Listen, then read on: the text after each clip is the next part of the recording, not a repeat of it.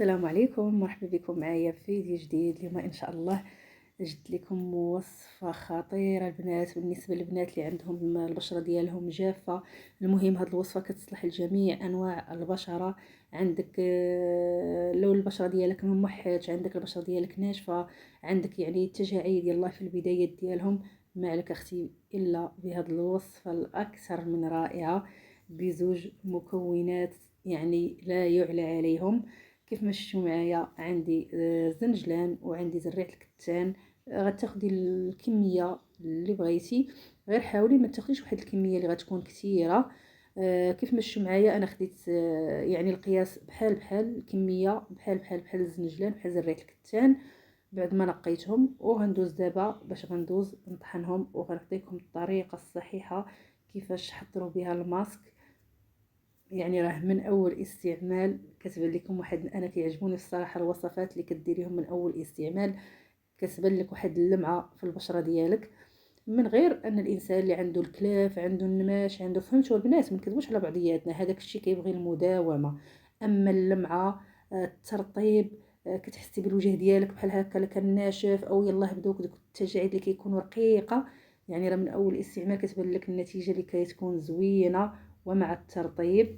صافي البنات هنا كيف ما كتشوفوا معايا يعني راه كنطحن، حيت انا يعني شوني درت واحد الكميه اللي شويه كثيره، حيت بغيت ناخذ منها غندير منها لشعري وغندير منها حتى ماسك الوجه ديالي. داكشي علاش غتشوفوني انني كثرت، ولكن ملي كنبغي غير كنديرها بحال هكا غير الوجه ديالي كندير الكميه غير قليله باش كتبقى، حيت دابا لا طحنتو الكميه كثيره واحتفظتوا بها يعني راه كتفقد كتفقد المكونات، كيفقدوا المكونات ديالهم. لهذا حاولوا بحال هكا طحنوا الكميه تقريبا زوج مرات او ثلاثه، اللي تكفيكم غير زوج مرات ثلاثه صافي. صافي هانتوما البنات انا هنا غناخذ واحد الملعقه صغيره من زريعه الكتان. كيف ما كتعرفوا البنات زريعه الكتان سوا للشعر سوا للبشره راه اكثر من رائعه، زوينه بزاف، يعني فيها عده مكونات يعني اللي زوينه لينا البشره ديالنا. خديت منها واحد الملعقه صغيره، وغناخذ ملعقه صغيره ديال الزنجلان حتى هو كيف ما كتعرفوا غني بالزيوت، زائد بزاف ديال الفوائد اللي فيه حتى هو.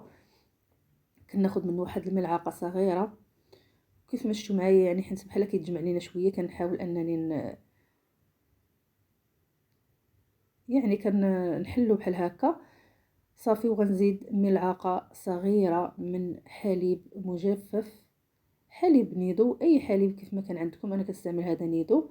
غناخذ منه واحد الملعقه صغيره نيدو، يعني حتى هو راه زوين بزاف البنات البشره، حتى هو كيرطب لينا كيعطينا ديك اللمعه اللي كتكون زوينه.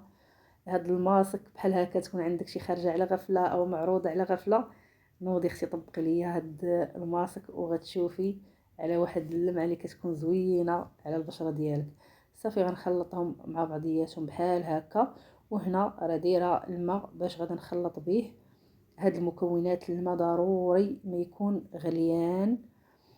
المهم انا كنخلط هاد الماسك بعده طرق، ممكن انك ديري معاهم حتى دانون طبيعي بدون سكر، ولكن مع الماء من الاحسن انكم تغلوا الماء اللي كيكون غليان مزيان ماشي غير سخون، وتخلطي به هاد المكونات. كيف ما كتعرفوا زريعه الكتان يعني ملي كديريها في الماء طيب كتطلق لنا داك الجيل ديالها. لهذا انا خلطتها مع الماء اللي كيكون غليان باش كيطلقوا داك الزنجلان زريعه الكتان، كيطلقوا دوك الفوائد ديالهم. خلطوها بهذه الطريقه، حتى لو بغيتو ديروها مع دانون او مع شي حاجه اخرى، ولكن بهذه الطريقه يعني حسن. كتخلطوها كتبدا تطلق لكم داك الخيط ديالها. حاولوا انكم شويه ديروها تكون سائله، حيت راه كتعاود بالزربه هي كتشرب داك الماء.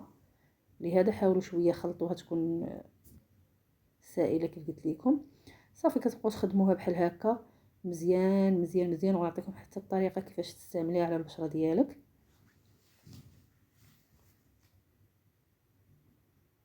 هانتوما شوفوا راه غير واحد شويه غنمشي يعني نغسل البشره ديالي، ملي غنرجع غنلقاها يعني غنلقاها شربات هذاك الماء. هذاك الشيء علاش قلت لكم ديروها شويه تكون جاريه.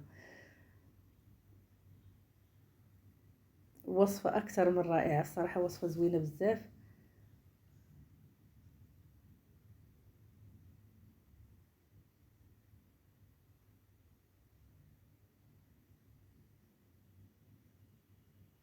صافي البنات، هنا عندي غنحطها على جانب وغندوز باش غنصايب الغسول اللي غنغسل به البشره ديالي اللي هو السدر. بالنسبه للبنات انا من الاحسن انكم بحال هكا ملي تبغوا تستعملوا الوصفات الطبيعيه، اما الغسول ديال السدر بحال هكا كتخلطي غير مع الماء عادي وكتغسلي به البشره، كتغسلي به البشره ديالك. يعني كيف ما كتعرفوا السدر راه زوين للبشره، زائد كينقي لينا البشره من العمق، يعني كينقيها مزيان، كيغسلها لينا مزيان.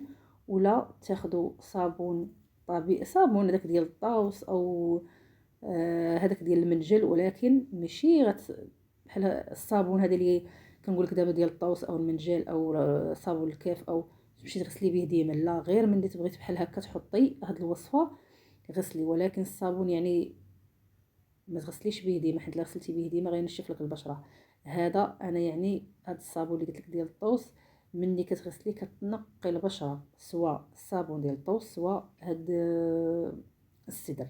مني كتغسلي البشره ديالك به البشره كتنقى لينا كيف قلت لكم من العمق. مني كنطبقوا داك الماسك على البشره ديالنا، البشره ديالنا كتكون منقيه وكتشرب لينا داك الماسك، وكنستافدوا يعني من الماسك احسن من الغسول كيف ما بغى يكون النوع ديالو. واخا تكوني شارياه مع بشحال، غير غسلي اختي بهاد الصابون اللي قلت لك وغتشوفي واحد النتيجه اللي زوينه. صافي انا هنايا يعني كل مره كنغسل بالصابون كيف قلت لكم، الصابون حجره ولا الصابون ولا هاد السدر. ما كنغسلش به ديما، راه كنقولها وكنعاودها، ما كنغسلش به انا مثلا الصابون حجره نمشي نغسل به ديما، لا عندي الغسول الخاص ديالي اللي كنغسل به البشره ديالي يوميا.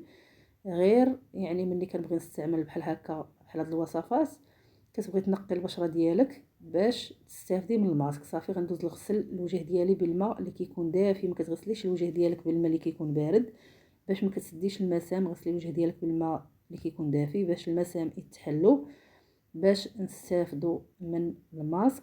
صافي هنا راه كنوريكم غير في يدي، يعني هاد السدر راه زوين بزاف البنات، يعني كيرغوي، راه سبحان الله العظيم ملي كدي تغسلي به كيطلق ديك الرغوه ديالو. غنمشي نغسل البشره ديالي وغنشفها وغنطبق الماسك وغنخليه مده 20 دقيقه حتى ينشف، ماشي كرم غير ينشف لينا. وغندوز نغسلو هذيك الساعه بالماء بارد باش كنسد المسام وصافي. وضروري البنات من الترطيب كيف ما كنقول لكم دائما من وراء اي ماسك، ضروري ما ترطبي البشره ديالك. الا ما كنتيش كترطبي البشره ديالك راه بحال ما درتي حتى شي حاجه، باش البشره ديالك ديما كتبقى فيها واحد اللمعه اللي كتكون زوينه. وبالنسبه للبنات اللي كيدخلوا عندي كيسولوني على كيقولوا لي يعني اش من نوع ديال المرطب، عطينا شي نوع ديال المرطب ولا هذا. راه ما يمكنش البنات، راه كل وحده وعندها البشره ديالها، كاين اللي دهنيه كاين اللي مختلطه كاين اللي جافه، راه كل بشره وعندها المرطب الخاص ديالها. سيري للبارا وقولي لي من نوع البشره ديالك، ولا ما كنتيش كتعرفي نوع البشره ديالك راه هما يقولوا لك ويعطوك المرطب الخاص بالبشره ديالك.